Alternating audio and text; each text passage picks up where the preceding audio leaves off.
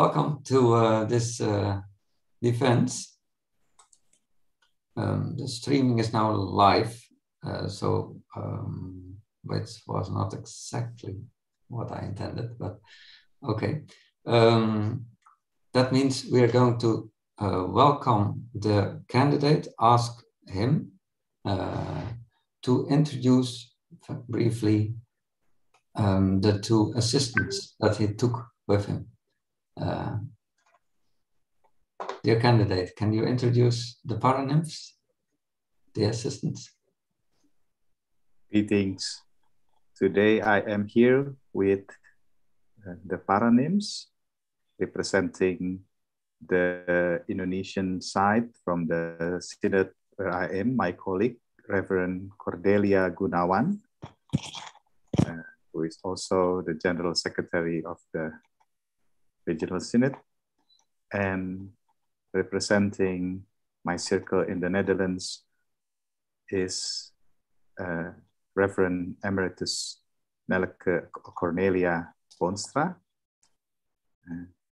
Thank you for being with me today. Thank you. We will now start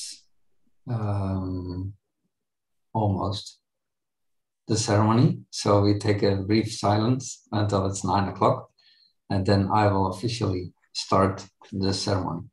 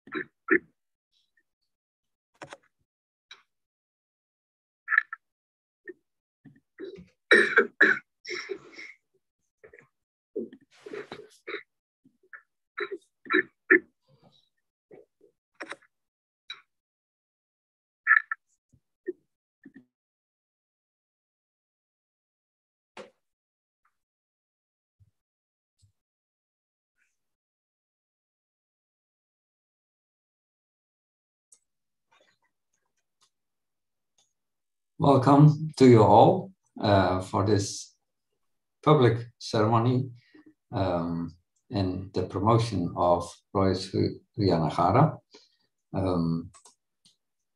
It is another form, a virtual form. We will now start this officially by saying the prayer. I open this public meeting of the Doctoral Dissertation Board of the Protestant Theological University with a prayer. Merciful God, clothed with wisdom and splendor, source of joy and light, we pray you, grant us wisdom and insight through Jesus Christ, in whom all treasures of wisdom and knowledge are hidden. Amen.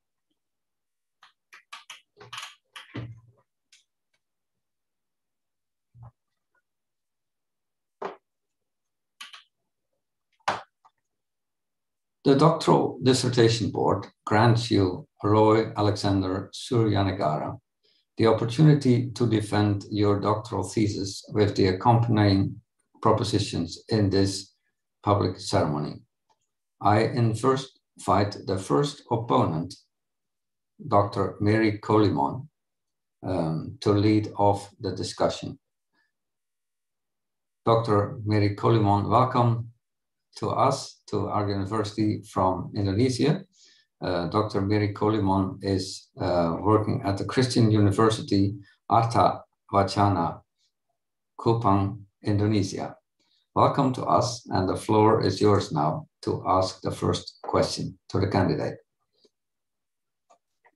Thank you so much for the chance given to me. First of all, I want to congratulate Pak Roy Surjanegara. Banyak selamat untuk hari ini. Kami senang bahwa akan ada bertambah seorang doktor teologi di bidang tata gereja di Indonesia. I just say that we are grateful that today we will have a new scholar in the field of church order in Indonesia. So congratulations. One point that I want to discuss with Pak Roy is that in his dissertation, in his thesis, he wrote about 3 churches, namely Gereja Masih Injili di Timor, Gereja Kristen Indonesia, and Gereja Kristen Sumba. 3 of them, each of them has their Calvinist tradition, but at the same time, they have various or different identity based on the history of mission of sending related to the church, the Dutch Protestant church. And interesting for me from your study, Pak Roy, is that you come to the conclusion that each of them is struggling with their identity in order to become relevant to their context, especially in terms of church polity. So I want to ask you now in this time to elaborate more on the impact of the way they understand the identity to the way they will arrange power relationship in church life. Please elaborate more on that, Pak Roy. Thank you, learned opponents, for the question. As you have noticed, the 3 churches, the sample is representing the 3 womb where Indonesian Reformed Church came from. One which is represent from the heritage of a more state church or hervormd, and one is representing of the more missionary bodies planted church, and one is representing the more local initiative, which was also met with cooperation with other existing bodies at the time. But because the circumstances, historical background is so influenced by the context of colonization, we see that at the time, survival is more of the deciding factor. So for the churches, is how to survive is more important for them rather than preserving a specific tradition at that time. And so thus, in the end, the churches as we see in the present day, they don't have a very strong connection in terms of their tradition with the three womb that they come from. And because of that, one of the influence of the Indonesian cultural that emphasize the desire for unity, they find an ideal notion of doing theology through ecumenical theology. And that is why the language of power or authority is very related or tied to the concept of promoting and even protecting unity in the church. Thank you.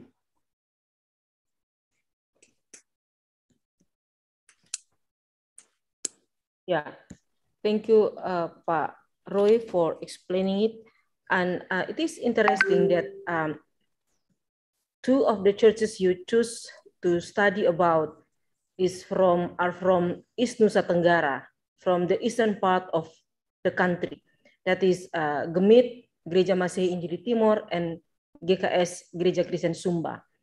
And if you look to the culture of this region, we will be aware about the influence of local culture, especially about the feudalism aspect and patriarchy.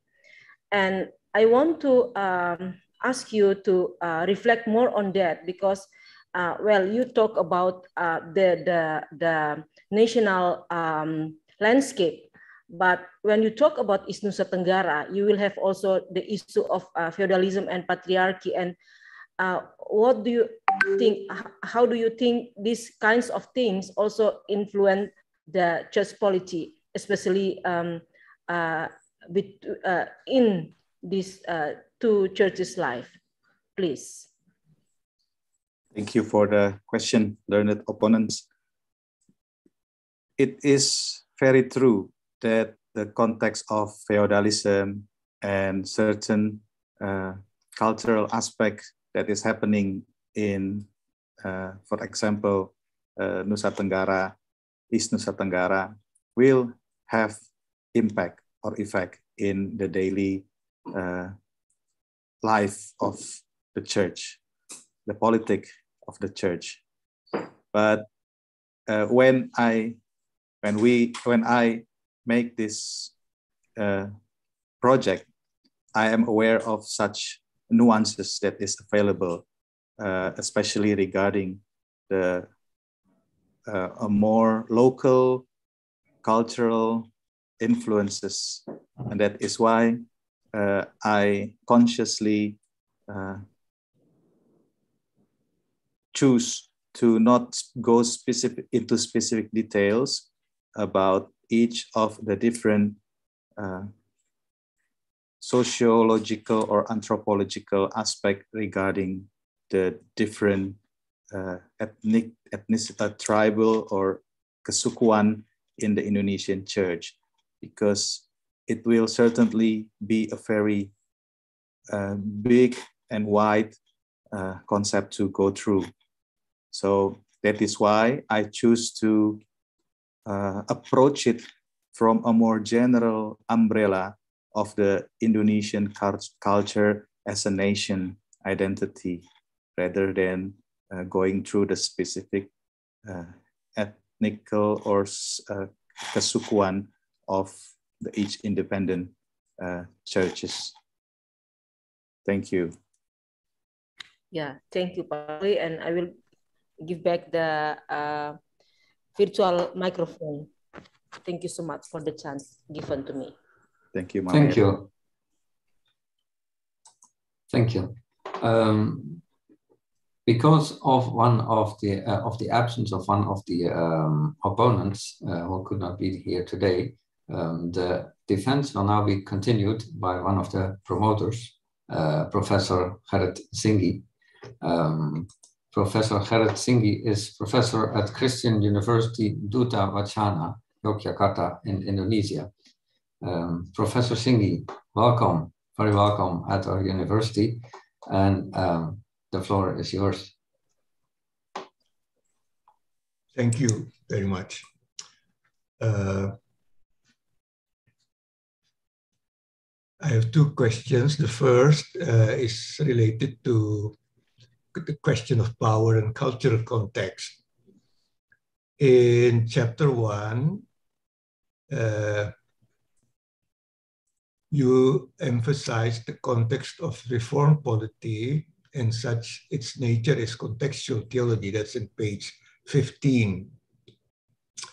On the other hand, in chapter 2, you hold that diverse cultures of Indonesia can be summed up as Pancasila mentality following Eka Dharmaputra, page 67, and Suhadi Kholil, also in the same page, and highlights the fourth principle of Pancasila, which in Indonesian is musyawarah untuk mufakat, which means consultation and common consent, and to be understood as neither nor paradigm, in contrast to either or paradigm. And the workings of this neither nor paradigm can be detected in the formulations of church orders of the three churches. Well, of course, I agree that the fourth principle, musyawarah untuk mufakat, is still the norm. But now I think there is also increasing appreciation for the either or paradigm, especially in the voting system. You see, the rector of my university is chosen by voting. And also in the church where I belong, the leadership of the synod is chosen by voting. And so it is in a few congregations of the Javanese churches which grew up under the Gereformeerde mission. And they insist on that as the right of the local church. Even in your dissertation in page 189, it is stated that in Gemit, in the Church of Timor, one can become an elder if he or she receives at least 5 votes. So the either or paradigm is working. So now my question is, of course, how do you see this contrast? Thank you, most learned opponent, for the question. When you mention about that there seems to be an either or concept working in the church order. For example, you mentioned the Gemit that requires vote. But that is exactly or precisely the neither nor aspect that we see. So it is neither from the church polity of the Indonesian churches that they are neither completely regarding the tradition, but nor they embrace fully voting model as such. So we see actually the duality there, where musyawarah is there, but a similar to voting model is also there. And both live in unity, in the same church document.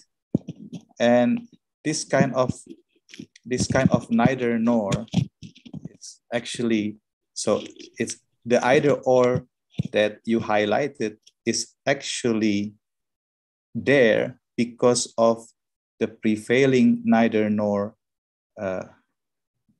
paradigm or way of being that is not completely become tradition oriented, nor they are fully disregarding tradition.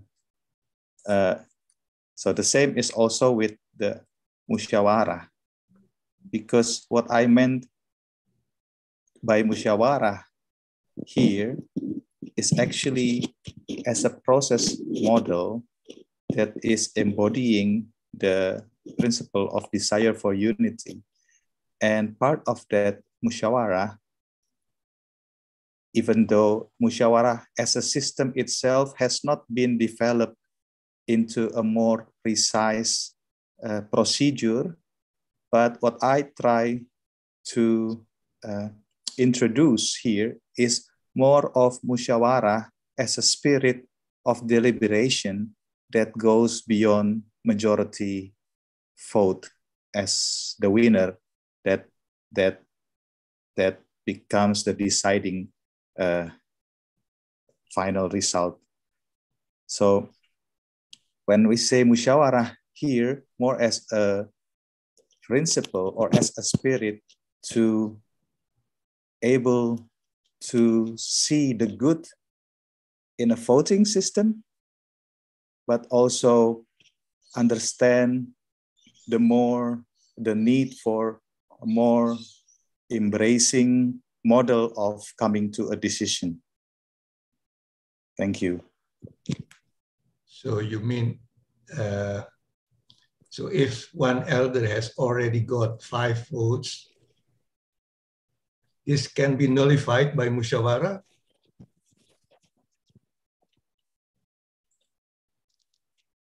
Most learned opponent, if someone receives 5 votes, can it be nullified by musyawarah? I think it's not the musyawarah that will nullify, because the 5 votes doesn't stand for itself.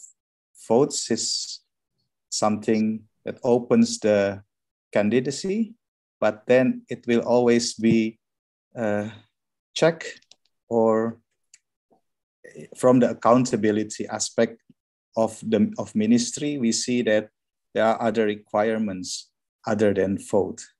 And musyawarah is part of when we discern or when we discuss about whether that person fulfill the requirements, such as the moral integrity of becoming an elder. Thank you. Okay. Thank you. Now I come to my second question, which is still related to this. In page 7 to 8, you explained Kersley, the theory of Kersley, that much power in the life of churches is fluid and not easy to locate, and without clear villains. And power may take its victims through non-intervention or abstaining. Proposed projects are welcomed officially, but ignored in actual power practice. You also quoted Van de Beek in page 34 and 35, which rightly observed that in a bureaucratic structure, power is shadowy. Everyone and every commission all have power, and because of that, they limit each other's power.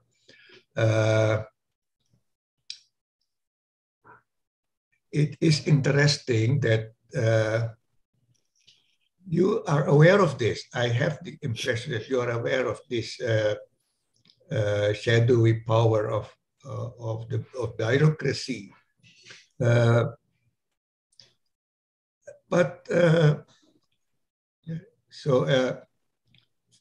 For instance, Kersley stated that proposed projects are welcomed officially but ignored in actual practice. I think that is very common, not only in the 3 churches, but in many churches in Indonesia. But I do not see how you use Kersley and Van de Beek in, menyoroti, in looking at this factor, at And I think in page 193, this is still concerned with the church, the church in Timor. You said, oh, this is an ideal concept. So if things do not materialize, well, maybe because that's too idealistic and so on. Yeah. But when you talk about the Penta ministries in the Timorese Jews, you said it's an ideal concept. While you are aware of the limitation of balancing authority with responsibility in the process of decision making within the three churches, so why don't you use more deeply these two observations of Kearsley and Van der Beek? Can you answer briefly, please? Thank you, most learned opponent. You asked about the negative or power. There is power in passive rejection. So, and you are trying to say that, does it mean when something doesn't work or something is not popular or doesn't function, does it mean that it's actually the people are exercising their passive rejection power? So, and why I do not go into there? I think I completely understand the point that that is part of the how people by rebellious or defecting is also a show of power, but because in the beginning we stated that the object is the formal power, as in the documents, the church order. So that is more, that becomes the focus of the research. Although I understand it will be also another interesting topic for further research about the exercise of power through rebellion or through rejection. Thank you. Thank you. Thank you. The opposition will be continued by Professor Herman Salderhuis, Rector and Professor of Church History and Church Polity at the Theological University in Apeldoorn in the Netherlands. Professor Salderhuis, welcome to our university, and the floor is yours. Thank you. Dear promovendus, thanks for all I could learn from your dissertation. Yet I have two questions. I will start with the first, and which is evident, and maybe there's time also for a second, but that would be in a second round. You have rightly dealt with the issue of contextual theology awareness, and that I think is very important. But I missed that approach when you deal with the concepts of authority and power. So my question is, why do you not deal with the cultural, historical difference of the concepts of authority and power between Indonesia and, for example, the Netherlands? Or is it your supposition that there is no cultural, historical difference when it comes to these concepts?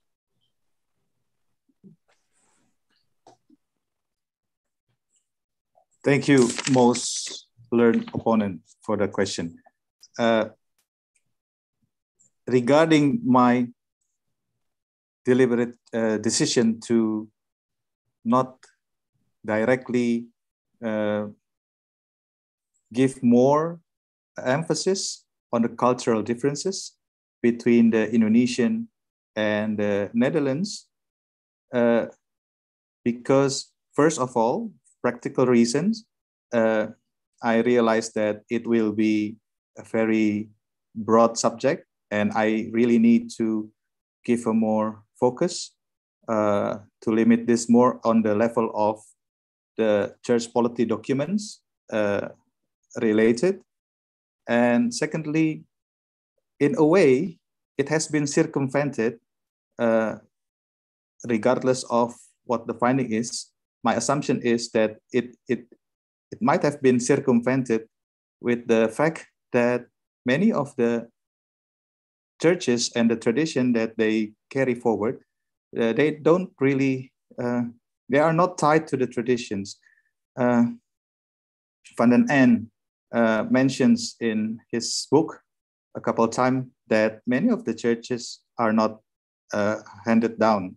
The tradition of the heritage that they take of the, so to say, mother churches or the founding missionary body, and what they are handed down at the time is more of whatever works, whatever that will enable the church to survive or thrive at that time, in the time of colonization. And a lot of them are related to, because of survival, related to their submissiveness to the government at the time, which is also the colonial government.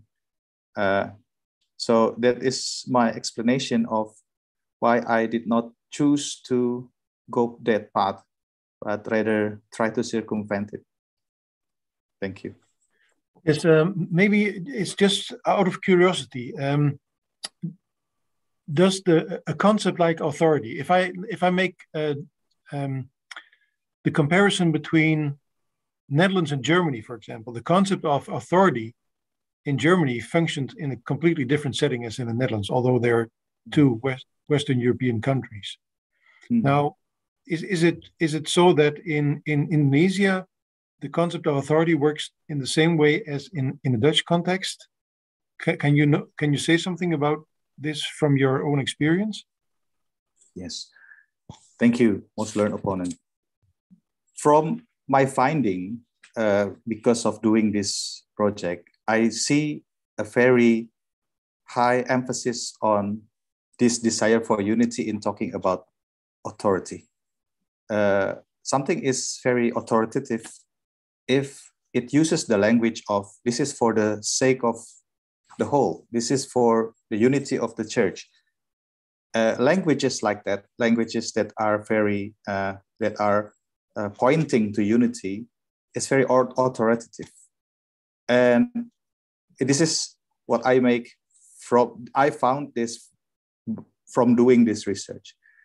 I cannot say anything about the Netherlands because I haven't go through in more detail about that. But hypothetically, there are other positions where people can be more authoritative when they are dissenting, or they are actually, they don't care. It's not about unity, but this is about truth. It's okay for us to separate as long as we are defending the truth. I can see that can be other points of perspective like that. And I'm not sure if that represents Netherlands or not, but from the Indonesian point of view, that if you are speaking in the language of unity, that becomes very authoritative. Thank you. Thank you. Thank you. The opposition will now be continued by Professor Benno van der Toorn, Professor of Intercultural Theology at our university. Professor van der Toorn, the floor is yours. Thank you. Esteemed candidates, I would also like to congratulate you with this important study, and also to thank you for it. As an intercultural theologian, I'm of course interested in the conversation between different parts of the church worldwide. And very often we see that the church in the South is conversing a lot with all the churches because they read English or German or even Dutch. But we hardly read or Bahasa. I don't. And I'm really grateful that these texts are now available so that they can be part of a broader conversation, an intercultural conversation on church polity. I would like to ask you a bit further on the way you use one specific model for understanding contextualization, and that is the synthetic model that you borrow from Bevans. Bevans introduces 6 models, but he seems also to be mostly opting for the synthetic model. And you describe on page 13 that you see this as a synthesis of 3 other models, or Bevans says of all the other models in the book. But Bevans also says other things about the synthetic models. He says it's also a model that aims at the synthesis between the values of the context and the values of the Christian tradition. It's also a model that aims at a synthesis in the Hegelian sense, namely that you move beyond two existing positions to a new position that takes on everything that is worthwhile in the former positions. My question is, how do you relate this choice for a synthetic model with a reformed position in church polity? And let me make that more concrete.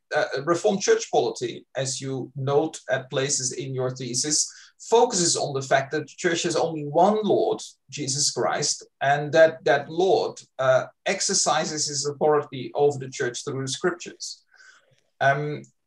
We know from at least our history in Europe that sometimes that brings not synthesis with a context, but conflict. And the Barmer thesis in Nazi Germany would be an example, which also had a strong reformed influence, precisely by stressing the authority of Christ, not in synthesis with culture, but in opposition. My question is, how do you think you can use this model of synthetic contextualization when you study Reformed church polity? Thank you, most learned opponent. In one of the reflection and also the summary that the conclusion that I come to is that even though the very ideal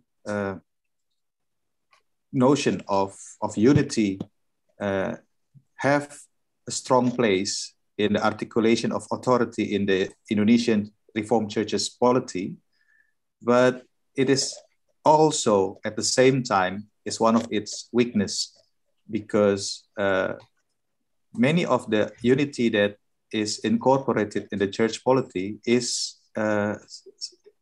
very limited to the unity of the organizational aspect of the church. And that is why one of the reflection is that the churches need to develop a theology of unity that embraces also the Trinitarian aspect. So it's not just the unity of the body as can be seen with a very Christocentric approach. And I think that in that way,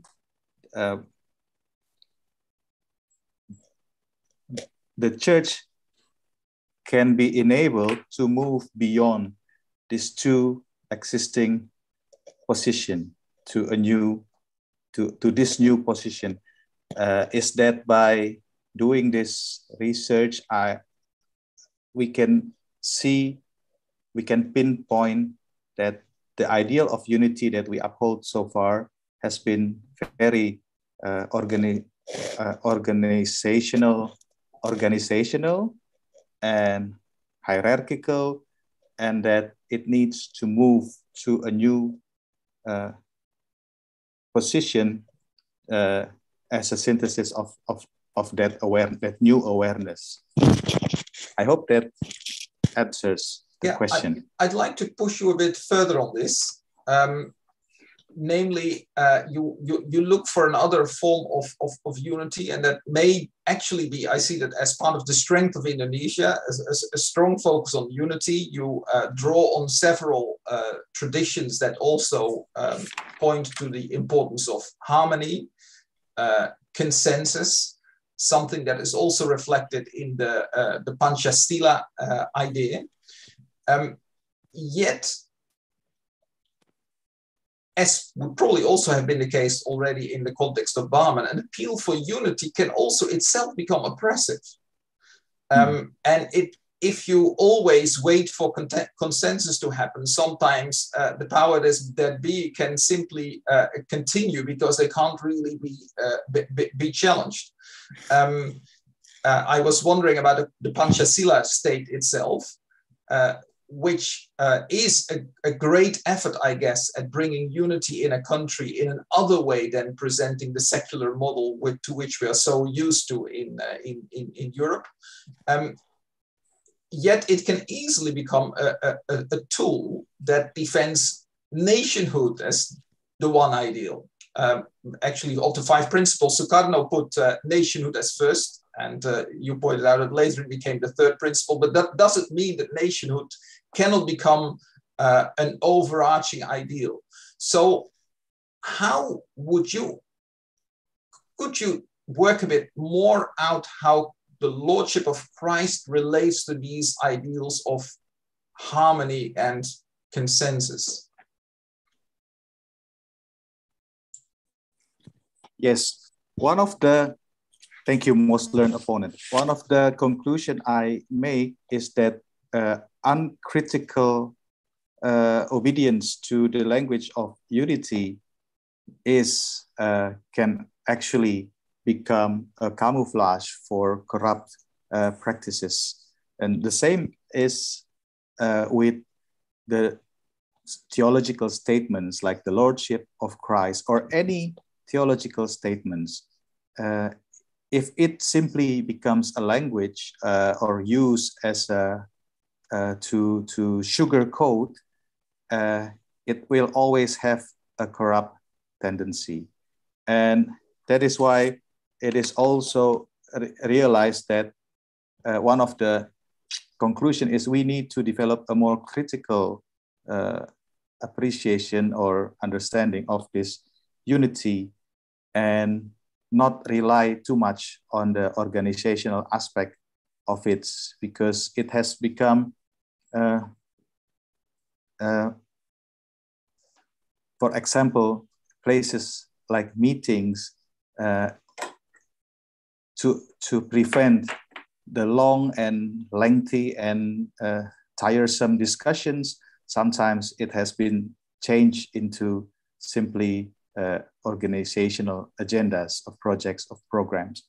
But the mystery of communion that should happen in that unity through meetings, that should be happening. And this research go in the line of going that way. So in trying to construct a concept of unity, so the Lordship of Christ, but not only the Lordship of Christ. That's why a more Trinitarian concept, which also embodies not only the corpus, the body, but also the spirit.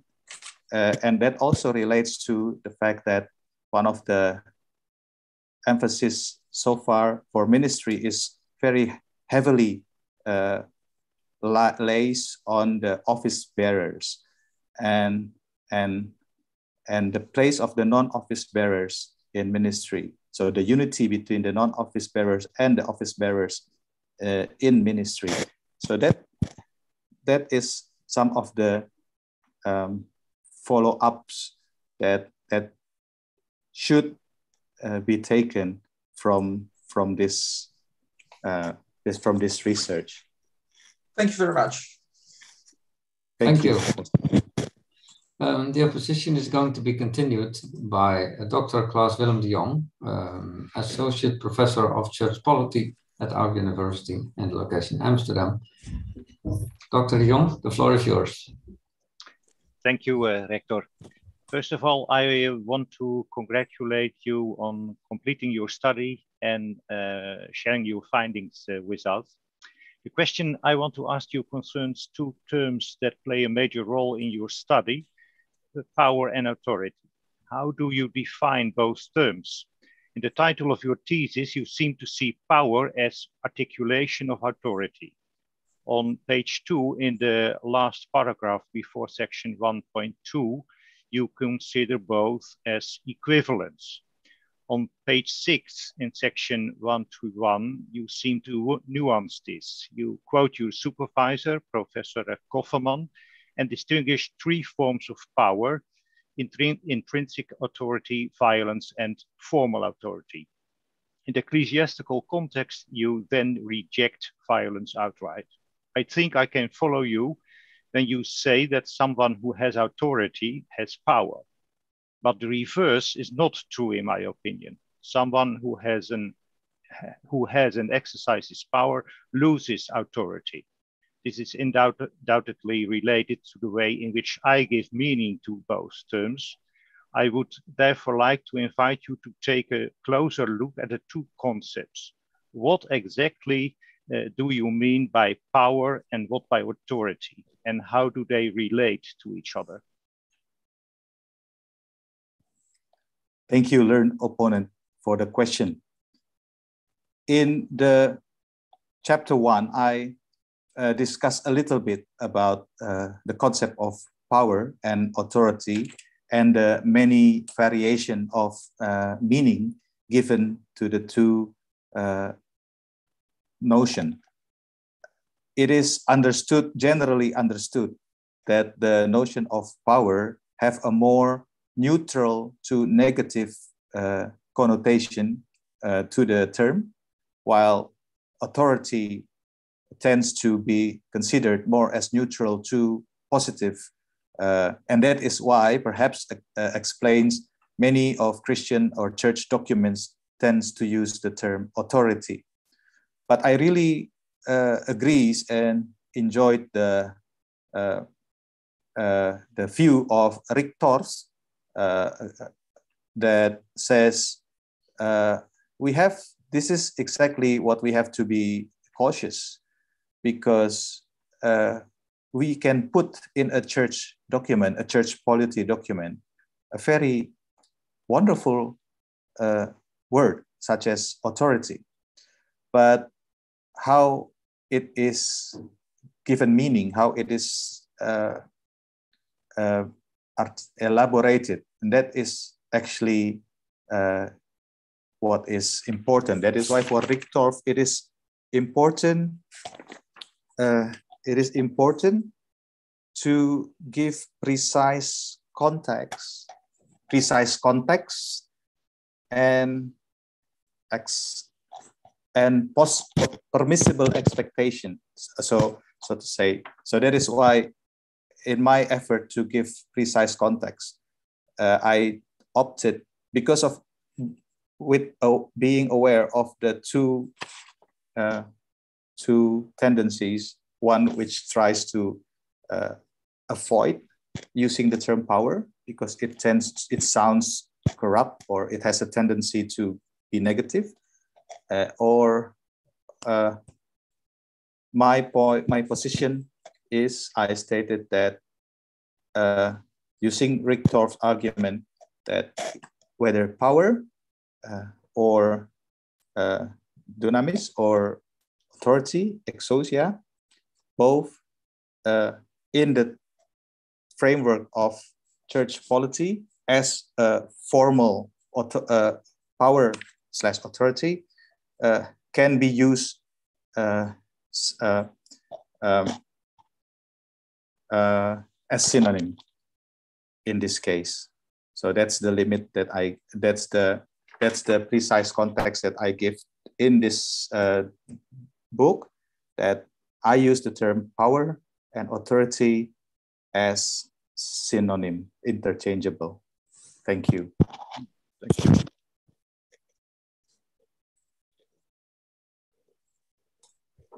And the opponent seems to be satisfied. That would mean that we have room for the second round. And in this second round, I'm going to ask Dr. Colimon again if she has another question to ask. If so, the floor is yours. No, thanks. Okay, thank you. Professor Singhi has already asked both of his questions. So then we proceed to Professor Zelderhuis and ask him to ask his second question. Yes, thank you. Dear Promovendus, you write on page 27 about the Institutes of Calvin, which have gained a canonical status among many Reformed polity scholars. And then you continue, however, from the line of argument I stated earlier, I truly believe that Reformed polity should never be about preserving a prescribed list of do's and don'ts that were formulated by their founding fathers. In that sentence, you do not give a footnote, so I was wondering to which scholars you refer. Could you name some of those scholars that use that give the Institutes of Calvin canonical status when it comes to church polity? And also, if there is time, which I doubt, if you could indicate where in the Institute you find such a list of do's and don'ts. But first, some of the scholars. Thank you, most learned opponents. When I use the statement, I use it in a general sense that as an example of many of the traditional documents which has been accepted or considered as the primal documents for developing theology for a certain denomination or denominational family. So it is more of a general example of saying that. Please excuse me, because we are running out of time. But you mentioned many Reformed polity scholars. So if you could name one or two, that would help me. Yes. So one of that I can think of it at the moment is the late Mary Plaatjes van Haffel. It was because of the article she made during a church polity conference in Utrecht. And another one is decently and in order, a South African scholar again. I lost his name, but his book Decently and in Order. And these Peter are Coetzee. Peter Coetzee.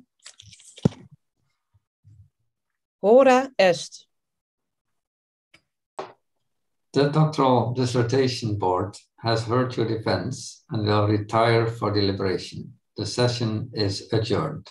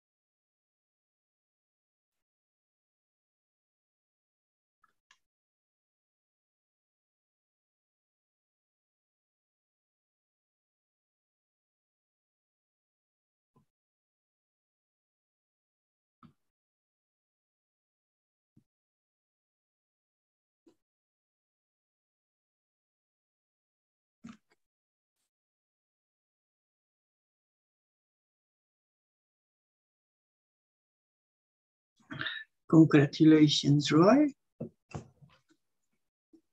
Can you hear me?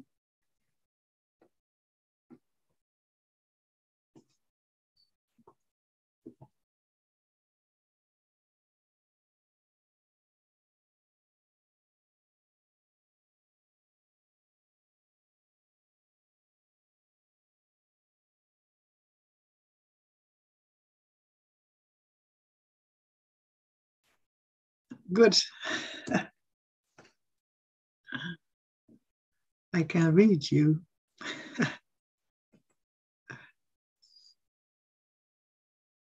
Okay. Dank je, Esther.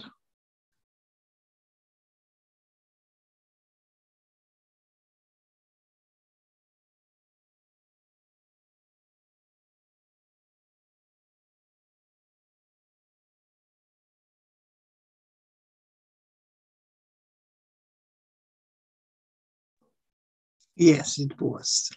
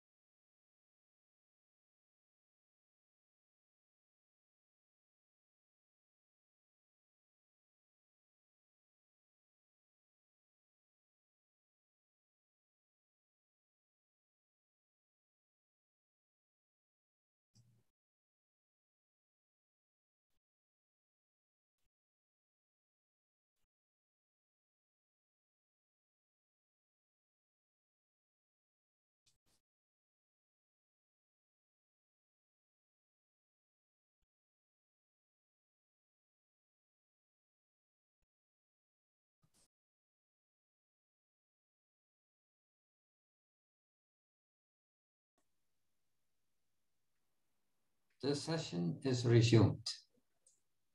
Esteemed candidate, the doctoral dissertation board has taken note of your doctoral thesis and has heard your defense. The board has decided to confer upon you the degree of doctor.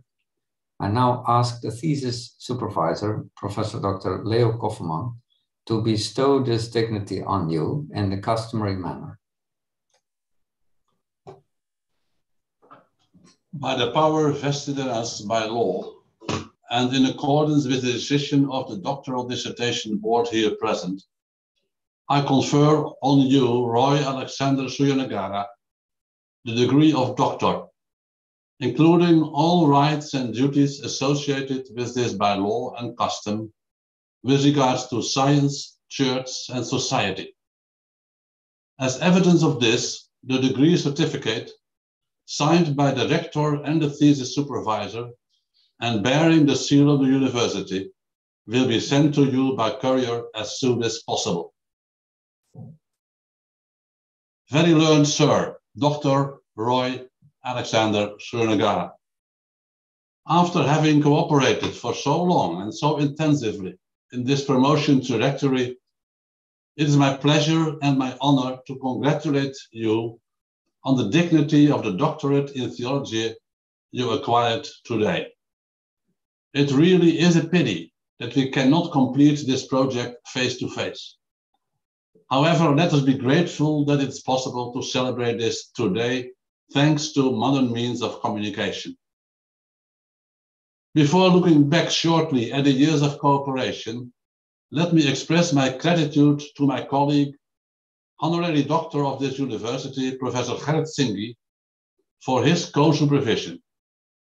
Dear Gerrit, your experience, insights, critical remarks, and ongoing commitment to this project have meant a lot, both for Roy and for me.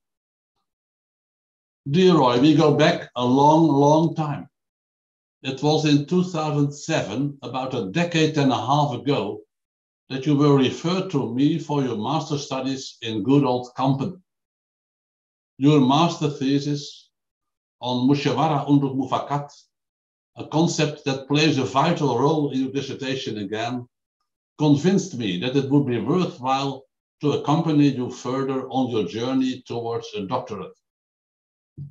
In my view, and of course, I'm happy that today we can say that the doctoral dissertation board agrees with that, your research first shows originality.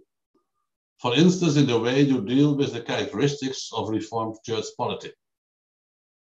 It is also evident in how you have dealt with the issue of contextualization. Maybe you could have gone deeper into the theological issues regarding the concept of contextualization as such, as the opposition made clear today. But you certainly have presented a convincing view of the cultural context in what you identify as the Panchasila mentality. Let me also mention your significant analytical capabilities as visible in the core chapter of your dissertation, where you analyze the church orders of the three sampled churches from the perspective of the role of power. However, what has impressed me most of all during those years was your commitment to the Reformed churches in Indonesia. What made this complicated was that this commitment was not and could not be limited to your theological interest in Reformed church polity. For most of the time, you also worked as a local pastor in Bandung and now in Perth. And for a pastor in the Indonesian context, it may be even harder than for our colleagues in the Netherlands to reserve time for a promotion trajectory. Not least thanks to the willingness of the church council of your congregations and the synod of your church, you nevertheless could go forward step by step. Your commitment to the churches in Indonesia has also been important in the wider context of the relationships between the churches in the Netherlands and Indonesia. It was Kerk in Actie, also sponsoring your research several times, that asked you to play a coordinating role in this field, and you did so with enthusiasm and dedication. There have been times over the last 15 years that I doubted if you will be able to focus sufficiently on your doctoral research. I did not always share that with you. Deadlines could be threatening the whole project. But you persevered, sometimes in quite difficult circumstances. I could also say sometimes it was a narrow escape. Today, an important period of your life is coming to an end. I'm convinced that new doors will be opened both in the church and in the academy. Once again, I congratulate you. I include in my congratulations your dear wife, Malvi, who has certainly been your devoted partner in this project as well, and your dear children, Raphael, Cecile, and Marvel. May the Lord of the Church bless you all.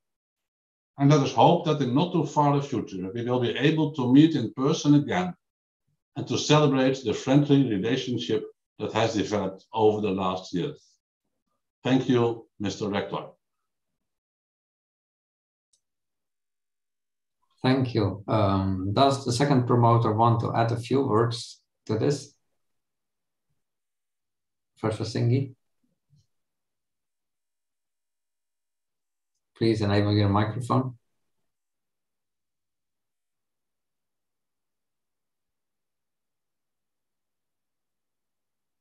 Sorry, I always forgot to activate the mic.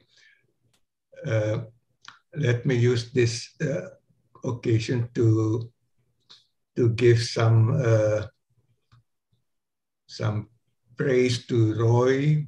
Roy, you know that we have been through so many challenges, and I am very pleased that in the end you can overcome all of these, and for me it is also something that shows that you have this personality, a good personality, strong personality, and you could face them even when you are far away in Australia, which of course you need to adjust yourself on the life there, which is very different from Indonesia. But then you can still set time to write and to produce your dissertation. I think that is something to be praised. And I hope that what you have discovered in your research on the three churches can be translated, of course, into Indonesian, and then so that the church members of the PGI could study them, and so to develop church contextual and ecumenical church polity. When I first met Professor Leo Kofferman, I told him that in Indonesia we were not so much attracted to church polity because it's all Western and traditional, from years ago. But he convinced me that there's another kind of church polity, and you need them. And I think, yes, he is right. We need them in Indonesia. But of course, church polity with an Indonesian identity. Thank you. Thank you very much. Now the beadle, of course, in this virtual defense, almost everything can be done as usual, but handing over the diploma is, of course, a difficult thing to do. So the beadle will show the diploma at least, so that everyone can see it.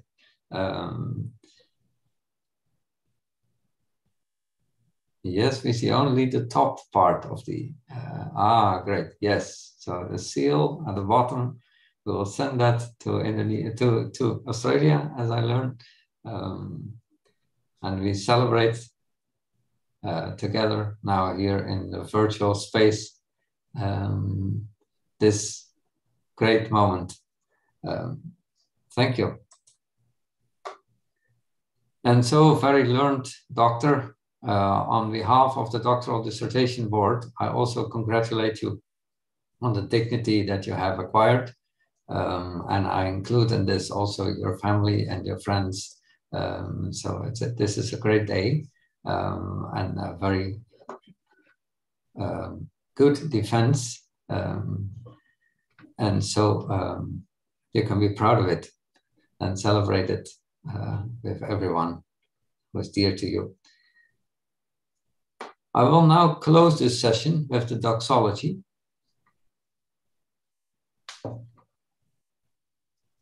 To the Almighty God, through whose light we see light, be the glory forever and ever, through